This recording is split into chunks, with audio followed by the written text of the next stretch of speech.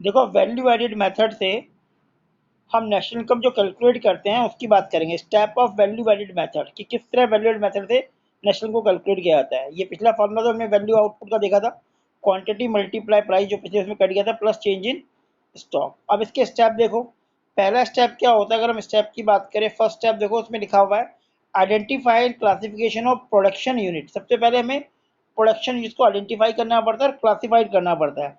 जैसे कि हम बेसिक कौन से पढ़ते आ रहे हैं कि हमने 3 सेक्टर होते हैं, प्राइमरी सेकेंडरी और टर्सरी।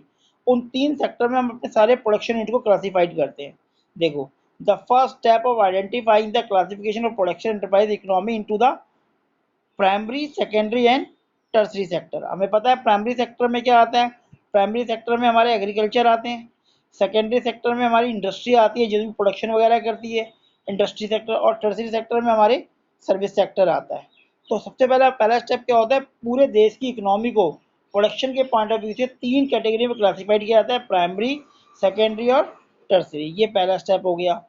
सेकेंड स्टेप में देखो क्या होता है, estimate the gross domestic product at MP. हम क्या करते हैं कि हम जीडीपी एट एमपी को कैलकुलेट करते हैं, जीडीपी एट एमपी कैलकुलेट करते हैं तीनों सेक्टर की।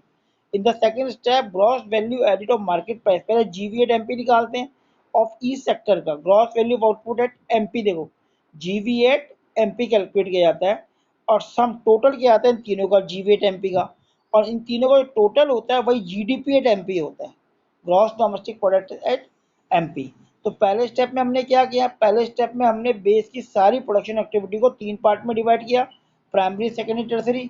सेकेंड स्टेप में हर सेक्टर के हर यूनिट में हमने जीडीपी एट एमपी निकाला और उन सबको जोड़ दिया। Gross domestic production at MP मतलब मार्केट, एक देश के अंदर डोमेस्टिक प्रोडक्ट जो प्रोड्यूस हो रहा है ग्रॉस, उसका मार्केट वैल्यू निकाली पूरी इकोनॉमी की। अब बात करते हैं स्टेप थर्ड की। फिर कैलकुलेट करते हैं हम GDP at MP, GDP at FC. GDP at FC हमारी डोमेस्टिक इनकम होता है। अब ये कैसे निकालते हैं, जब जीडीपी एट एमपी में आ गए तो जीडीपी एट एमपी से एनडीपी एट एफसी में आने के लिए क्या होता है, देखो वही डिफरेंस हो गया। ग्रॉस से मुझे नेट में आना है। अगर हम बात करें कि हमें ग्रॉस से किस में आना है, हमें ग्रॉस से नेट में आना है तो माइनस करेंगे एडेप्शन।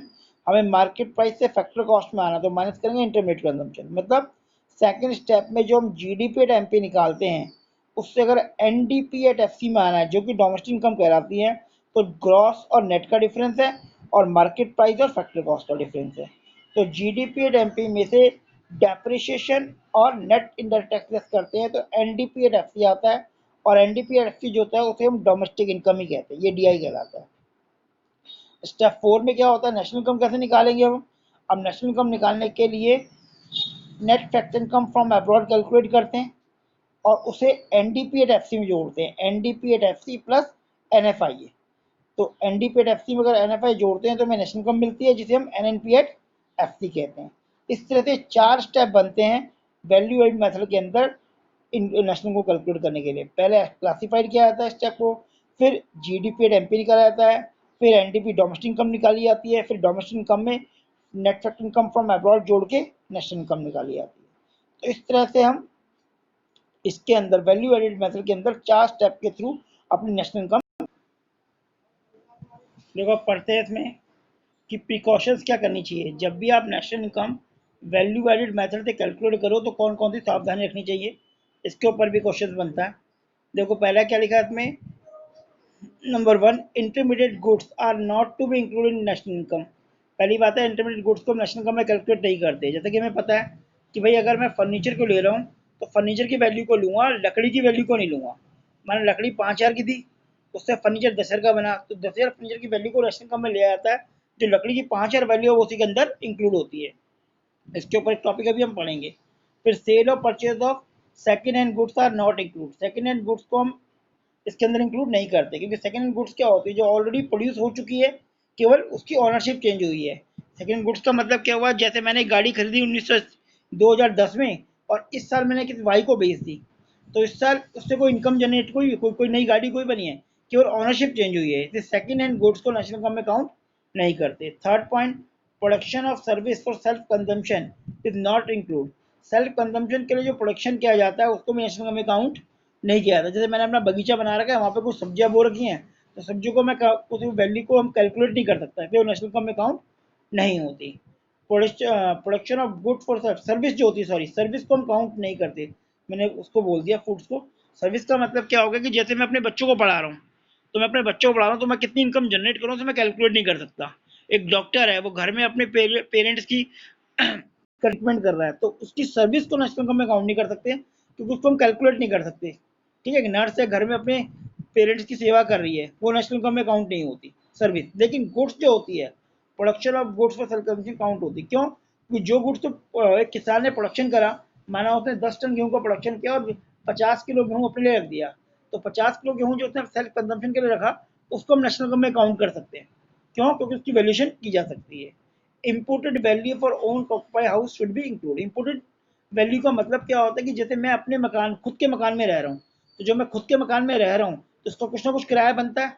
अगर मैं कहीं और किराए पे रहता तो मुझे किराया देना पड़ता।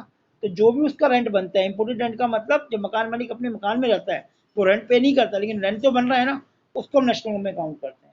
तो इस तरह से कुछ प्रिकॉशंस होती हैं जो वैल्यू एडिड मेथड के अंदर नेशनल इनकम काउंट करते समय ध्यान रखनी चाहिए। ठीक है, अब इसके बाद देखो अगला इसी में टॉपिक आता है प्रॉब्लम ऑफ डबल काउंटिंग। जैसे मैंने यहाँ पे बताया सेकंड हैंड इंटरमीडिएट गुड्स की बात की थी। डबल काउंटिंग का मतलब क्या होता है कि जब एक गुड्स की वैल्यू एक से ज़्यादा बार नेशनल इनकम में काउंट कर दी जाती है, उसे डबल काउंटिंग कहते हैं। ठीक है ना, उसको उसके कारण नेशनल इनकम क्या होती है, बहुत ज़्यादा बढ़ जाती है। जैसे हम बात करें कि भाई गेहूं की पैदावार हुई, गेहूं को भी नेशनल में काउंट किया, उससे आटा मिलने आटा बनाया, हमने उस आटे को भी नेशनल में काउंट किया। फिर आटे से मैदा बना, मैदे को भी हम नेशनल इनकम में काउंट कर दिया। फिर मैदे से बिस्कुट बना, बिस्कुट को भी हम नेशनल इनकम में काउंट कर दिया। तो पहले हमने वीट लिया, उसको नेशनल में काउंट कर दिया, उससे जो आटा बना उसको हमने नेशनल में काउंट कर दिया। माना वीट 500 रुपये का था, आटा जो बना वो 1000 रुपये का हो गया। फिर आटे से हमने मैदा बनाया, मैदा 1500 रुपये का बना। मैदे से हमने बिस्कुट बनाया, बिस्कुट 2000 के बने। तो हमने क्या करा, बिस्कुट को भी नेशनल में काउंट किया, मैदे को भी काउंट किया, आटे को भी काउंट किया और वीट को भी काउंट किया। तो इसका मतलब क्या हुआ, जो वीट की वैल्यू उसमें ऑलरेडी इंक्लूड है, आटे की वैल्यू मैदे में ऑलरेडी इंक्लूड है, बिस्कुट की वैल्यू में मैदा ऑलरेडी इंक्लूड है। तो हमने क्या किया, इन वैल्यू को बार बार ऐड कर दिया नेशनल इनकम में। उसको हम डबल काउंटिंग कहते हैं। इससे इससे क्या होता है, हमारी नेशनल इनकम बहुत ज़्यादा दिखाई जाती है। जैसे हम बात करें 500 ये हो गया, 1000 ये 1500, 1500 ये 3000 और 2000 ये 5000।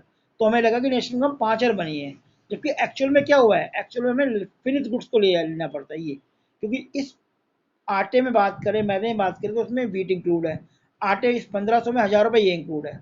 तो एक चीज़ की काउंटिंग जब एक से ज़्यादा बार हो जाती है और उससे नेशनल इनकम बहुत ज़्यादा दिखती है जो एक्चुअल में नहीं है, उसे हम प्रॉब्लम ऑफ डबल काउंटिंग कहते हैं। ठीक है, अब देखो इसमें क्या लिखा है, हम वो पढ़ेंगे। लिखा है the problem of double counting arising when the value of intermediate goods also include along with the value of final good. जैसे मैंने बताया था कि बिस्कुट में मैदा भी इंक्लूड कर दिया, आटा भी इंक्लूड कर दिया, वीट भी। Double counting refer to the output more than one while passing through the various stage of production. जैसे भी मैंने बताया था, the commodity pass through the various stage of production before reach the final stage and when the value of. अब यहाँ तक आप एक बार पढ़ लो, फिर हम आगे देखो। डबल काउंटिंग मैंने बताया था, डबल प्रॉब्लम क्या होती है कि जब एक चीज़ की काउंटिंग नेशनल इनकम में प्रोडक्शन मेथड के अंदर एक से ज़्यादा बार होती है। जैसे मैं बताया था वीट है, वीट की वैल्यू, वीट से हमने उसका आटा बनाया, आटे से हमने उसका मैदा बनाया और मैदे से हमने उसका बिस्कुट बनाया। माना वीट हमारा 500 रुपये का है, अभी हमने आटा मिल को बेचा, आटा मिल ने उसको 1000 रुपये का आटा बनाया। फिर आटा मिल ने ये मैदा मिल को उसका मैदा बना के 2000 का बना दिया और उसके बिस्कुट बनाए 3000 के, सपोज दैट। अब हुआ क्या कि नेशनल इनकम में अगर हम सारी चीज़ें काउंट करेंगे तो हो क्या रहा है कि ये वीट की कीमत इन सब में इंक्लूड होती आ रही है। क्योंकि 5000 का जब हमने आटा बनाया उसमें 500 रुपये वीट के इंक्लूड है, जब मैदा बनाया तो उसमें 1000 रुपये आटे के इंक्लूड है, जब बिस्कुट बनाया 2000 मैदे के इंक्लूड है। तो जब एक चीज़ की वैल्यू से ज़्यादा बार काउंट की जाती है तो उसे डबल काउंटिंग कहते हैं। इससे नेशनल इनकम हमारी बहुत बढ़ गई। इनको जोड़ें तो नेशनल इनकम हमारी कितनी दिखा रहा है, ये दिखा रहा है अगर आउट करें 6500, जबकि एक्चुअल में ऐसा नहीं है। एक्चुअल में इनमें इनकी वैल्यू, पिछली वैल्यू इंक्लूड है। देखो यही लिखा है, मैं पढ़ रहा हूँ ऊपर। कह रहा था problem of double counting arising when the value of intermediate also include in the with of final good. अब ये इंटरमीडिएट गुड्स ये रही और ये फाइनल गुड्स है, तो इस फाइनल गुड्स में इंटरमीडिएट गुड्स की वैल्यू इंक्लूड हो रखी है, इंक्लूड है। अब देखो आगे क्या बात कर रहा है, कह रहा है double counting refer to count of output more than once and passes through the various stage of production, जैसे कि मैंने अभी बताया, a commodity pass through the various stage of production before reach the final stage, and when the value of commodity is taken each stage is likely to include the cost of input more than month. More than month नहीं हो गया, हमने यहाँ पे इन सब चीज़ों की value को ले लिया मैदा। अब this lead to double counting, એટલે over estimate of the value of goods and services production in order to know the correct value of national income. इससे क्या होता है कि हमारी वैल्यू बहुत ज़्यादा दिखाई जाती है नेशनल इनकम की। अब इसको ठीक कैसे कर सकते हैं, इसके दो मेथड हैं। Final output method, final output method क्या कहता है कि केवल इसकी वैल्यू को लो, फाइनल गुड्स जो कंज्यूमर कंज्यूम कर रहा है, बिस्कुट 3000 नेशनल इनकम में काउंट होगा, बाकी कोई भी काउंट नहीं होगा, ठीक है ना, तो ये सब इसके अंदर इंक्लूड है। कह रहा है according to this method value of final goods should be added to the return. Final goods क्या थी, बिस्कुट, हम सीधा बिस्कुट को कंज्यूम कर रहे हैं तो बिस्कुट की वैल्यू नेशनल लो। दूसरा है वैल्यू एडिड मेथड, इसमें क्या कहता है मेथड में जितनी वैल्यू ऐड हुई है इसको लो। जैसे यहाँ पे इसने पहले कुछ लिखा है जीरो, जीरो में 500, 500 रुपये हुए, फिर 500 से 1000, केवल 500 रुपये यहाँ ऐड हुए, 1000, 1000 से ये 1000, 2000, और 2 से 3000, 3000।